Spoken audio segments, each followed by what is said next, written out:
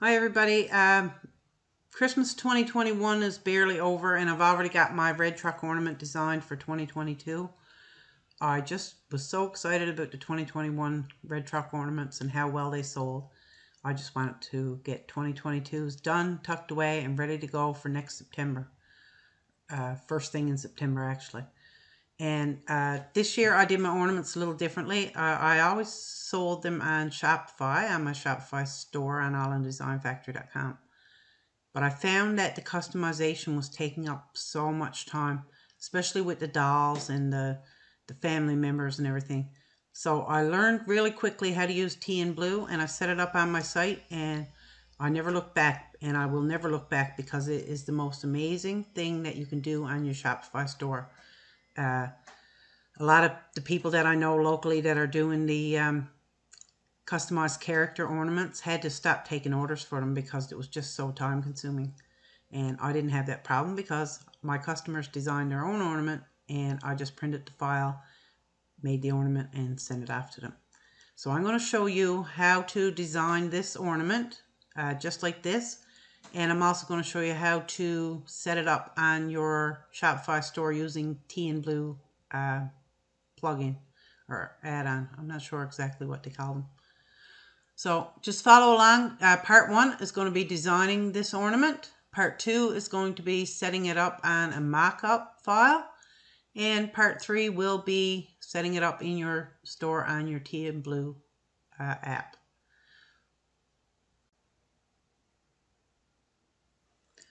So the first thing you want to do is find your picture of the red truck that you want to use. I search on Shutterstock because I have a membership there where I can get 10 images. I forget what I pay, something like $39 Canadian per month. And I get 10 images every month. And you might think that that's a lot, but I'm going to tell you what, these images that I get off Shutterstock are the highest quality, best images, and you'll find images that you won't find anywhere else on the web. So it is worth the roughly $40 a month that I pay. So the first thing we're going to look for here is a red truck. Let's see. So it's not this one. I'm just looking for the one that I picked earlier when I designed the ornament. And I'm pretty sure it's this one. This is the one that I downloaded. Okay, so this is the file that you're after. If you want to use a different truck, by all means, it's your ornament, your design, do whatever you like. I always tell everybody, just do what looks best to you. It's your project, it's your artwork. You do whatever you want. So you put it together however you want, using whatever artwork that you like the best. Okay? All right, so that's our red truck that we're going to use. I already have it downloaded. I'm just going to go back here now. And now we've got to find a winter scene. So if you look at it, the two images that I'm downloading are costing me less than 10 bucks. And this design is going to make me quite a few dollars come next September right up to the middle of December. Just looking for the one that I chose earlier. I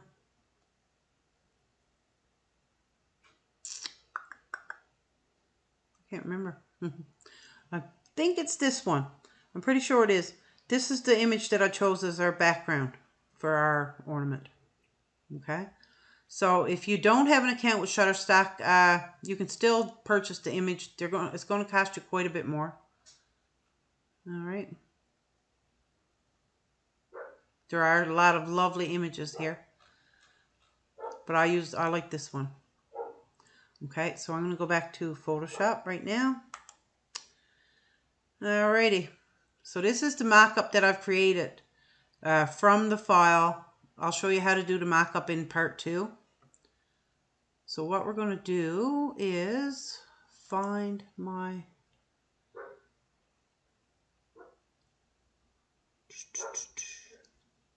Where did it go? Here it is. Okay.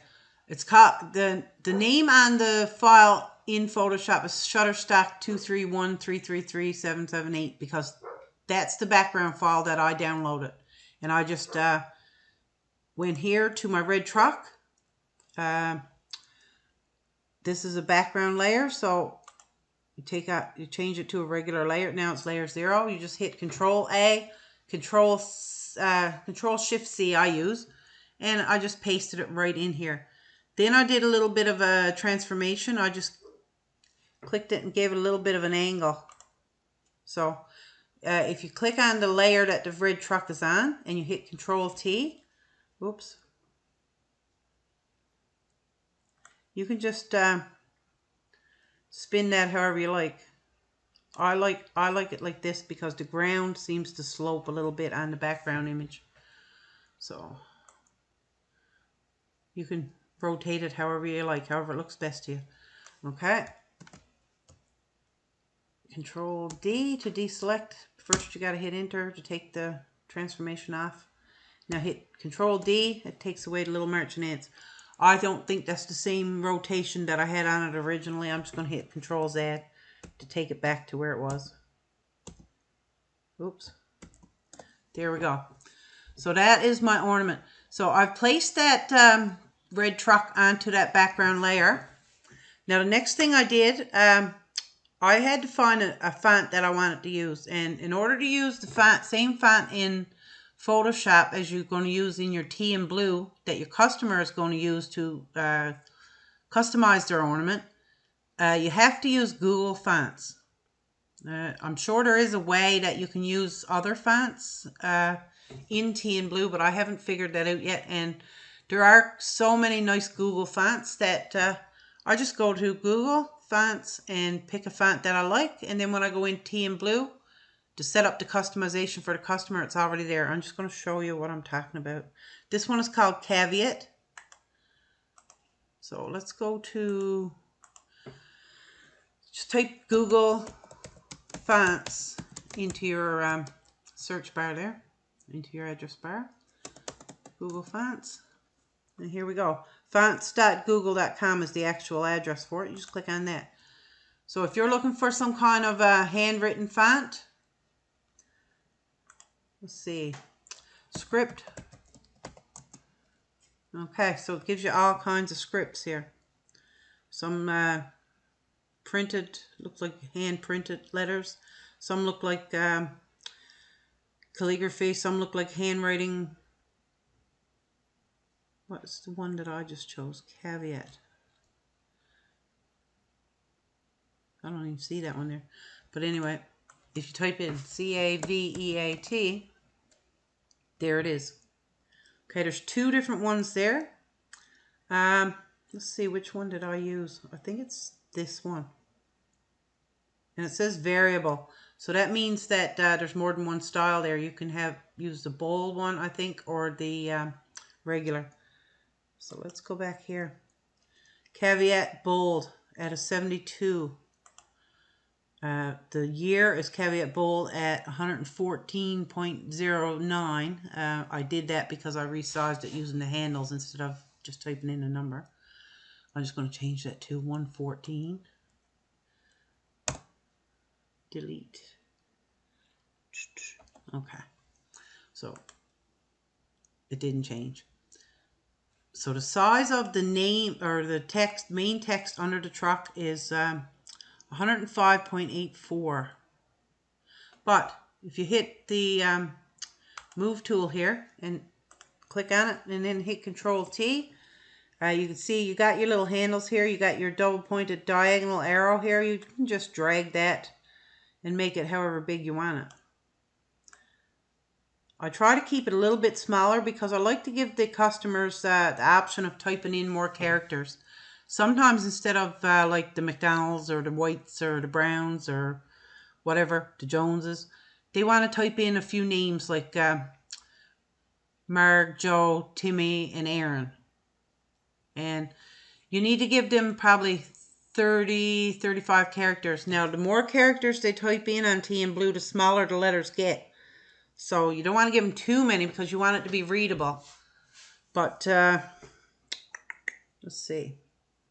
Let's take it down to about right here. That looks good to me.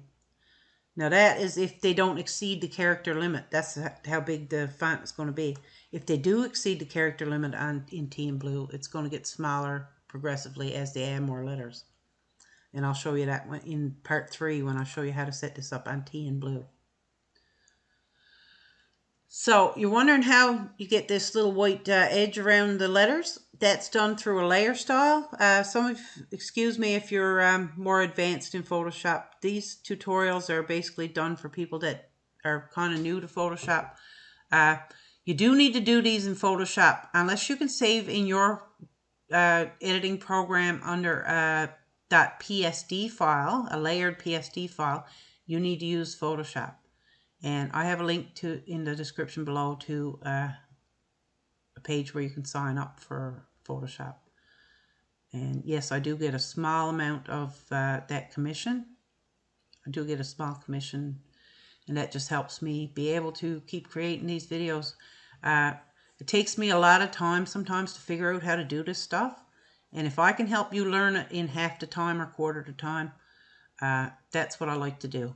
So if you're going to plan on subscribing to Photoshop, if you prefer, you can do it under my link, and then I'll get a little bit of incentive to keep going.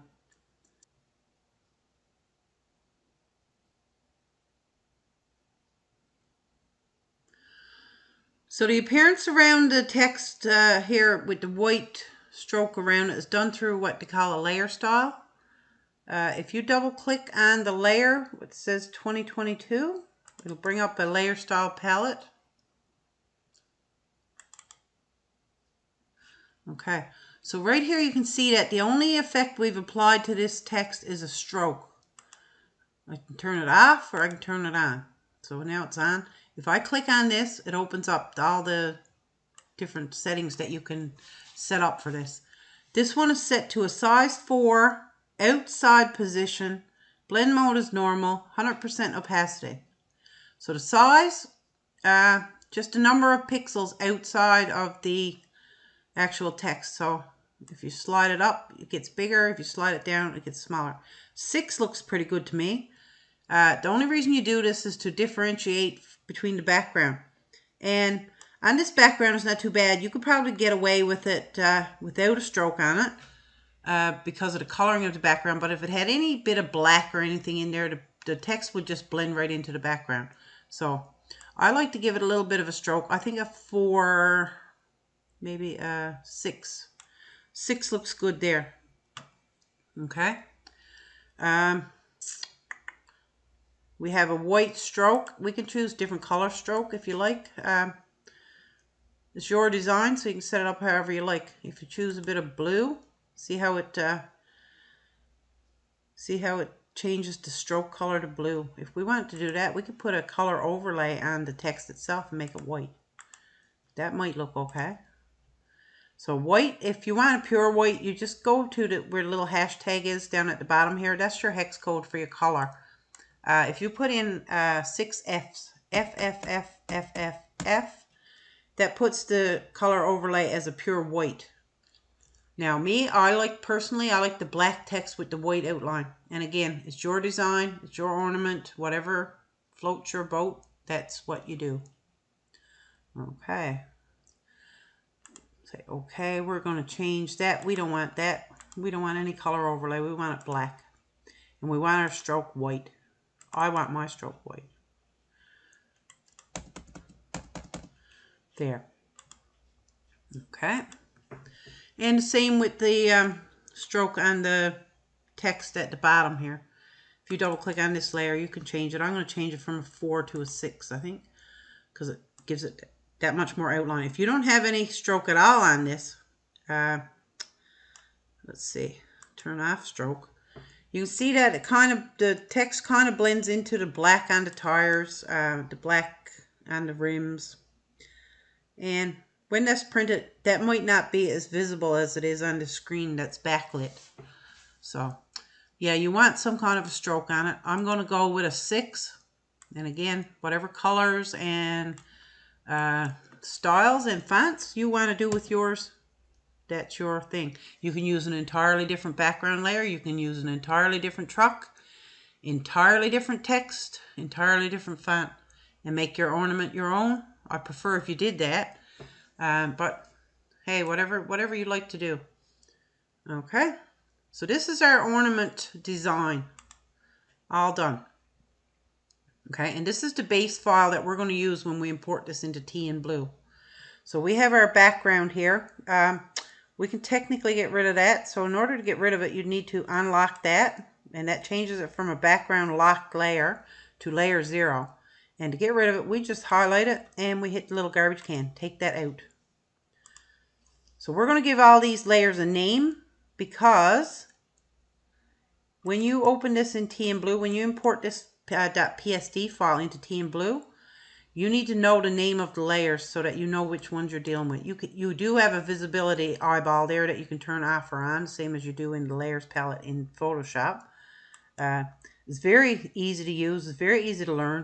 It took me a few days to get the basics of it, and after playing with it for about a week, I was pretty well adapted to using it, and I could figure out pretty much anything.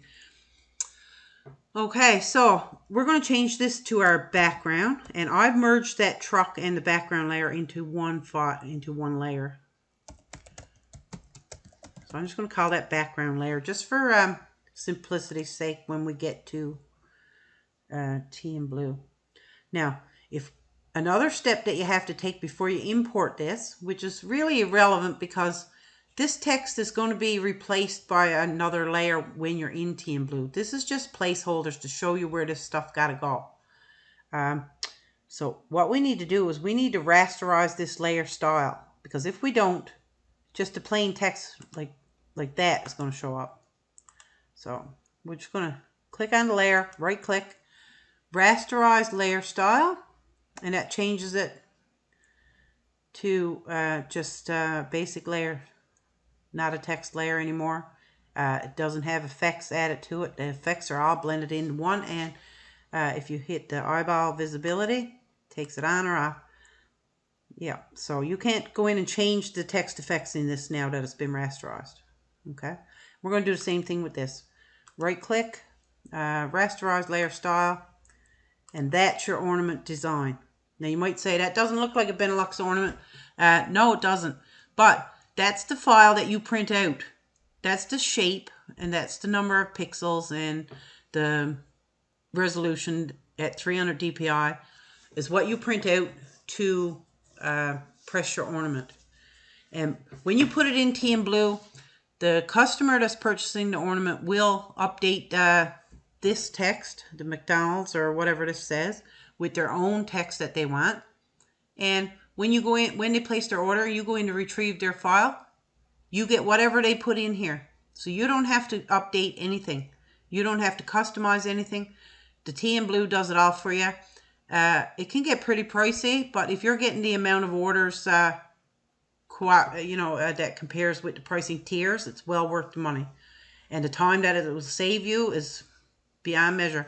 And not only that, the customer actually gets to see the product that they're purchasing see what it's going to look like before they place the order. So they put their name on it. They actually see the mock-up of the ornament with their name on it, or whatever customization they do with the particular product. This one has a name. I do pillow covers with up to 12 family members on it.